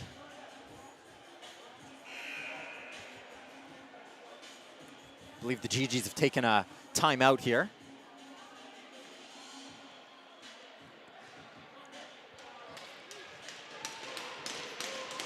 This big moment in this game. Can really feel it.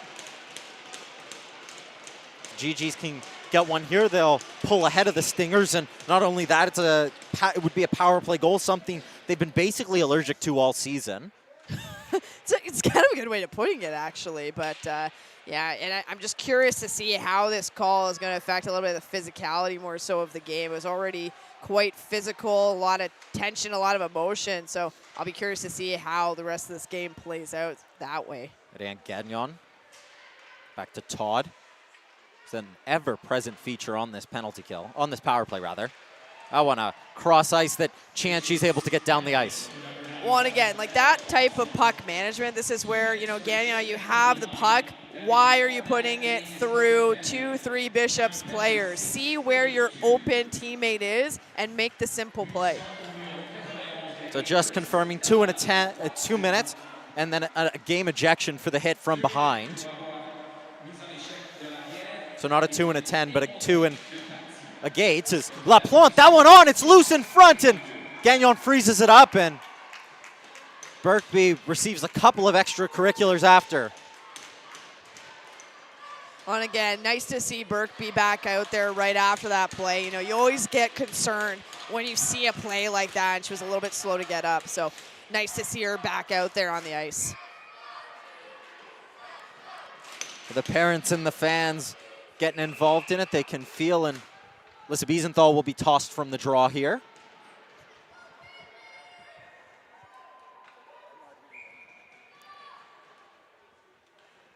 Just to keep you updated on the Shelby Kaloff situation, she's still receiving some treatment down on the far side. Birkby trying to find a way through. Back to Dan Minville. We're into the final minute of the Ella Watson checking from behind penalty. Nice pass. Minville, and stick gave way. Well, and I think it was just the pass wasn't exactly where she would have wanted it. Tried to adjust, but didn't get a full whack on it. Alex Clavella shot that Gagnon's out. It's still loose, and then somehow found its way, and Birkby will get a shove in the back, and Garneau will skate right after her. And she stopped by the officials there. I mean, I'm not quite sure what she's all that upset about. I didn't see any type of whack, nothing. Puck was still loose, but, you know, I get it, being defensive of your goaltender.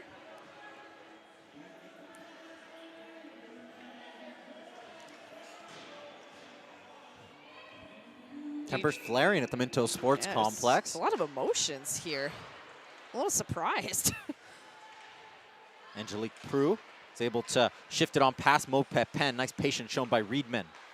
Back to Prue. Prue trying to go cross ice, and Bolduc will pick it up and dump the puck down with 20 seconds to go. And again, that's another example of the Gee-Gees trying to go cross ice where there really isn't an opportunity. All Bishops has to do is stand there and put their sticks in the lanes, and they can basically effectively mitigate the power play.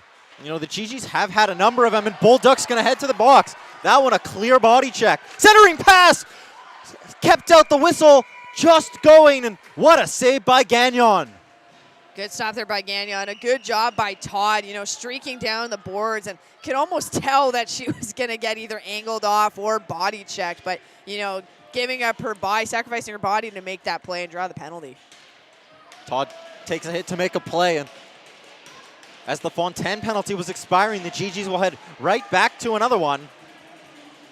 A lot of power play time tonight for the University of Ottawa. So a lot of practice, and again, you know, seeing a lot of these cross-ice passes throughout the offensive zone, like, you know, you're on a power play. You don't want to just give up the puck. You want to make sure every pass is well thought out and strategic in what you're doing. They've had a lot of zone time tonight. Absolutely. Yet to really generate a great offensive chance. That one behind Minville.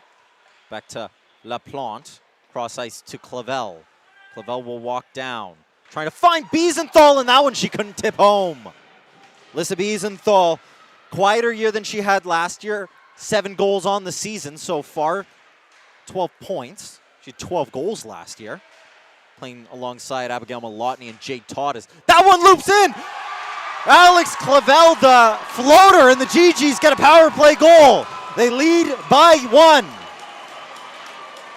Well, and I'll be honest, that was one of the weirder goals, but it reminds me of the last home game that we had here at the Minto Sports Complex. There was the Kate McLean goal, actually. It was a floater way out into the net. And, you know, this one was actually very similar in the sense of Clavel just threw it on net, seeing what happened, and it ended up deflecting off at least one, if not 2 people, went into the top right-hand corner, well, the left-hand corner of your Gagnon, and she had absolutely no idea where that was even going. And you can see the officials having a conversation with the head coach for Bishops, and you also see Théorette speaking with a couple of officials here.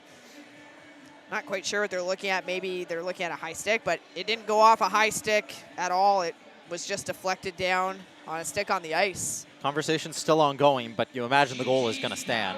It's Valerie Bois, which we've mentioned a couple of times tonight, but Alex Clavel will get her 2nd goal of the season. It was beautiful scenes as her mom pops right up and is there celebrating. As we mentioned, it's a long drive for her. It's a reward for her as well.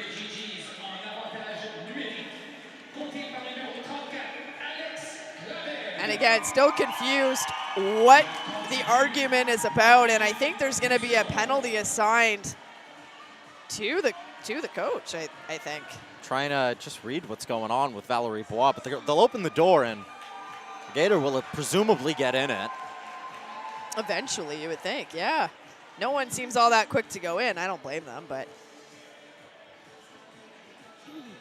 still trying to understand what the argument was about in terms of the goal. Like we had mentioned, no high stick, nothing really going on there. So might be the calls either way. You know, it's the Gee-Gees have gotten 6 power plays absolutely tonight. The Gators 2 power plays for themselves, and the Gee-Gees haven't played a clean game. Like let's. Oh no, neither teams have played clean. They're gonna put Chianchi's gonna go into the box. So penalty to the ref. A penalty to Valerie Bois. Christelle Fontaine will go over to serve. And the Gee-Gees, who just scored on their most recent power play, will get another opportunity.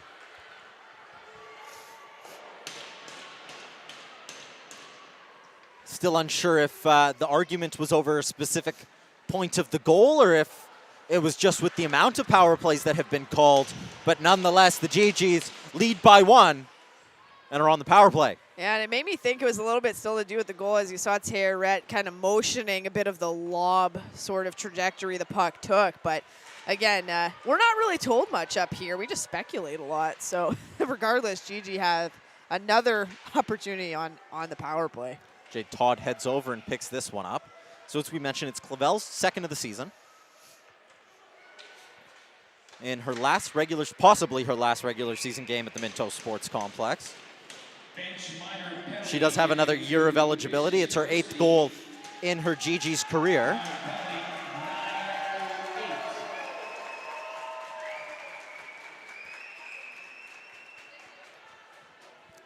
And we saw Kaloff out there, so good to see that she's doing okay after taking a tumble. First shift after going down awkwardly, and that one's dumped on net. Minute gone in the bench minor. Here's Ariane Minville up to the goal scorer. Almost a collision between Birkby and Biesenthal. And Johnson emerges with it. She'll take her time, reverse it into an area, and LaPlante picks it up. The Gigis fumble it and are forced backwards. And again, that's bearing down on your passes, and it kind of goes hand in hand with puck management as the Gigis turn it over to Pepin as she comes on the ice off the bench. It's been a rough shift here from Maëlle LaPlante, who's having a very good game for herself tonight. She'll head backwards and settle things down. That one into an area.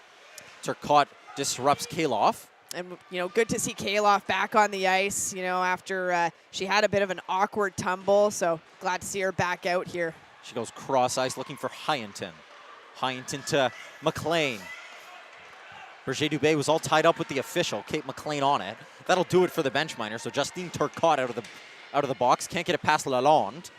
Just stumps it right back down. The Gigis 1 for 7 on the day. And that one, their worst power play by far. Never really got set up. Icing waved off. Riedman harassed the whole time by Bolduc. Up to Lalonde. Lalonde chips it forward to Kate McLean. Can't get it back to Lalonde. Good defense there from Bolduc, who came all the way back. Really 200-foot players, Marjorie Bolduc. Jamie Aspro-Potamaitis can't emerge with it. Couple of gray shirts converge on the puck, and it's Michaela Krasinski who comes over. And back to McLean. McLean dumps it down. Théorette will head after it with just under 8 minutes to go in the third period. Birkby shot that one, deflected off a body, and found its way to the other side of the ice. Cianci loses it in her feet. It's back to Maëlle LaPlante. Down low from Birkby. Flo Lassard will head after it. Michaud first there. Little give and go between Théorette and Michaud. Cianci. Garot. And Reagan Garot dumps it down.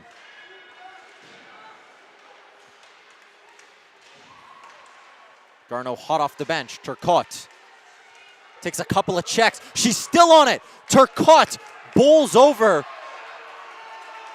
the Gigis net minor, and there's another penalty coming. Yeah, rightfully so. And again, it was a nice play by Turcotte, though. She fought off, I think, about three different Gigis, and ended up kind of going into McKay there. And again, I imagine there's going to be another conversation with head coach of Bishops and the officials. It was they'll call goaltender interference. I think Turcotte's unfortunate to get that one there. She was really pushed into. I think she Lauren was McKay. partly pushed, and again, she was a little bit off balance as well after fighting off a few Gigis. So again, though, you're going and interfering with the goalie. So that's one of those it's calls. a tough one. That's one of those calls you usually only see if the puck ends up in the back of the net and as the puck was coming away. But nonetheless, the Gigis will go to the power play again tonight. Their eighth opportunity. Their okay. eighth opportunity of the night. 1 for 7 so far. Yep. Well, practice makes perfect, I guess. That's all I really got here. And, so what I'm expecting to see really after these 8 power plays by the Gigis is that they come into the playoffs against Concordia and their power play is just operating at a high success rate. That's really the expectation after having this many power play practice opportunities.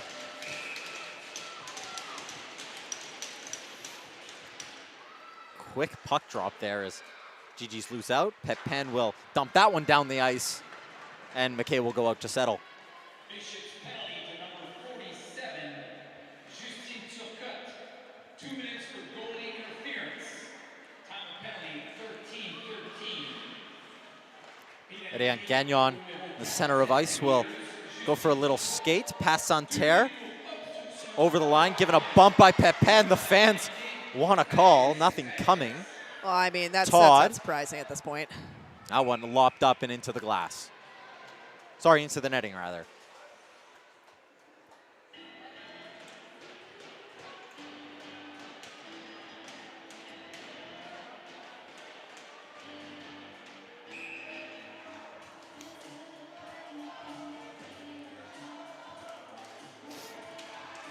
Berkby wins the draw. Minville headed south as the puck was going north.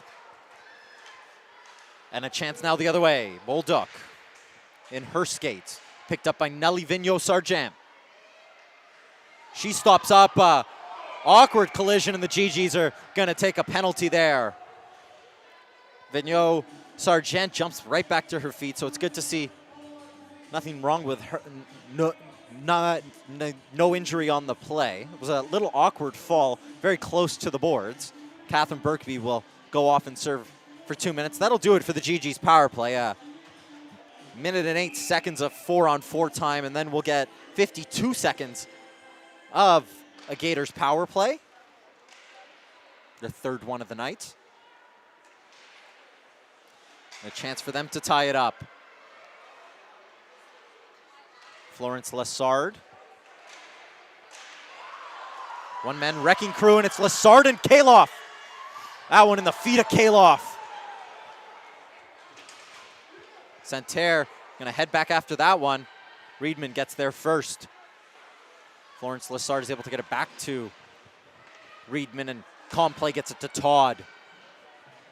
30 seconds to go on the Turcotte penalty.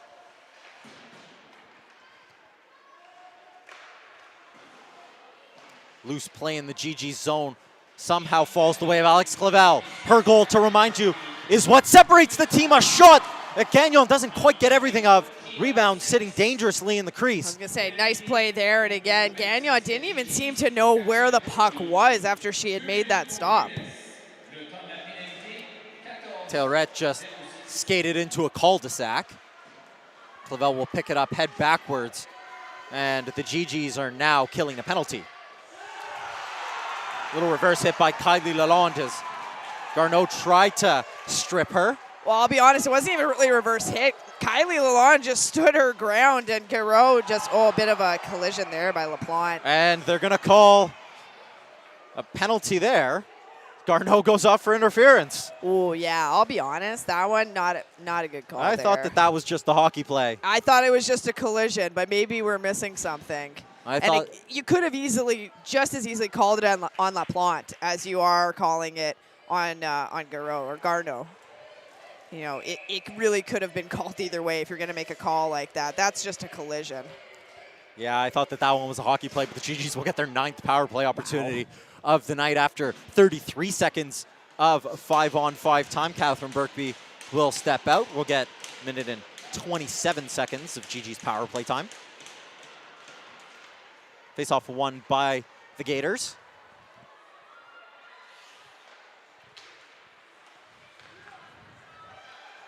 Kaloff on it now. She'll circle. Nice move. She has Florence Lessard ahead of her. Lessard trying to get it back to Kaloff. Can't find her. Rings it all the way around. Todd back to Lessard. She's on her backhand. Reedman, a long shot through a crowd that Michaud blocks. She'll take a look up. 5 seconds to go. And Chianchi will get over the red line and dump it down.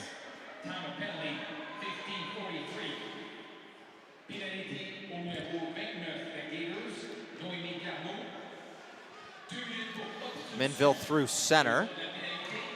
Drops it for Clavel. Clavel to an area that LaPlante soon fills. Clavel, LaPlante, she wanted the one-timer. That one too far out in front. Minville. LaPlante.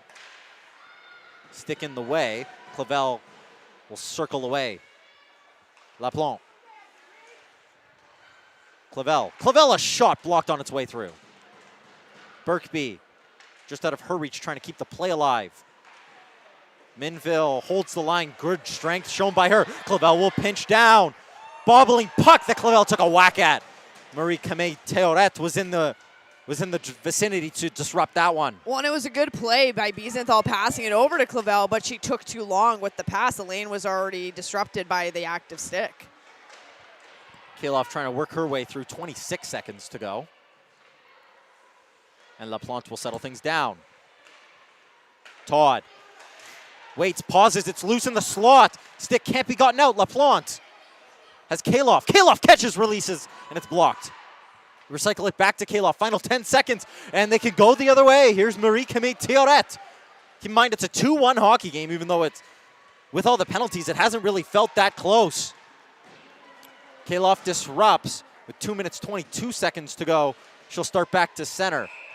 Pepin will step up, and they'll say it hit a body on the bench. Yeah, it hit a glove that was hanging off the bench there by one of the players. So we'll have a face-off with just over a couple minutes left to go in this game. And you're right, it doesn't feel like it's a 2-1 hockey game, what with all the penalties that have been assigned to both sides. Mostly just the GGs, though. Or, sorry, mostly just Bishops, with GGs having the power play opportunities. Yeah, I mean, I think it's generous to say they've been assigned to both sides. Yeah, As yeah. I'm looking down, and the GGs are 1 for 9 on the night. Well, that's why I corrected myself a little bit. You know, both sides, but not really both sides. Sorry, 1 for 8 on the night. Let's be reasonable. As Kate McLean is stepped into by Turcotte. Michaud on it now. Down low, Pepin. You imagine this line won't come off the ice. As that one in between Michaud and Berger-Dubé. GG's will get a quick change in. Across to Santerre. Rung around, and Maëlle LaPlante will catch it and fire it right back where it came from. Garneau can't get over quick enough. And it's forward to an area. LaPlante was caught off guard and has her pocket picked by Santerre. She'll stop, wait. Nice move to get past Birkby. Santerre to Théoret. She's pinned by Todd. Clavel bites over. Clavel is loose. Alex Clavel, empty nets, and she'll ice it.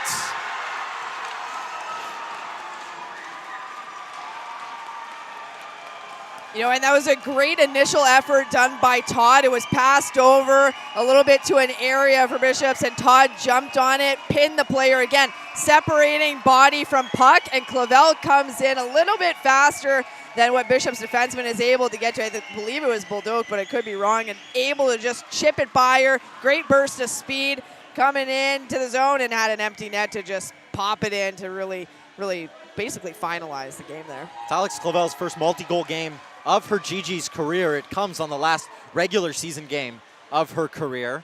One an empty net, one that will serve as the game-winning goal. One sent into the GG zone, into the Gator zone. Here's Cianci. Nice back check there by Healy. It's had a quiet game, but a good game by Charlie Healy.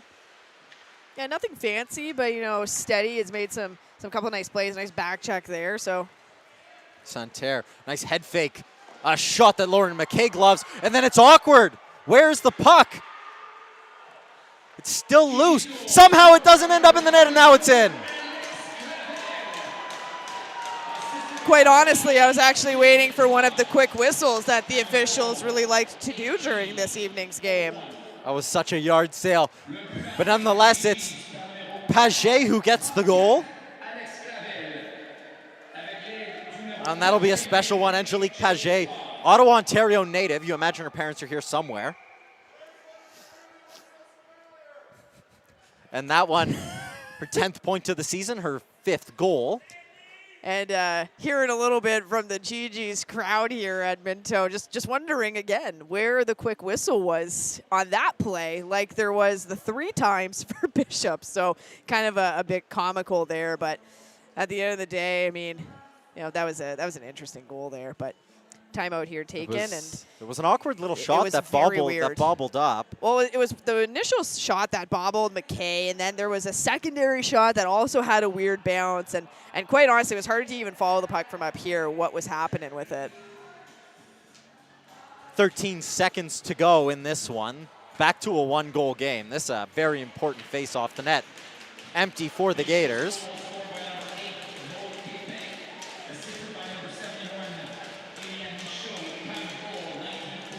So they give the goal to Pepin, her 21st of the season, though it was Paget who led the line. Berkby will flip it up and it'll just miss, but that'll do it.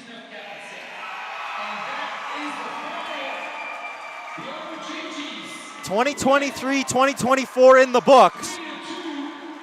The GGs win this one, but all eyes are on Wednesday. The GGs and the Gators get their playoffs started.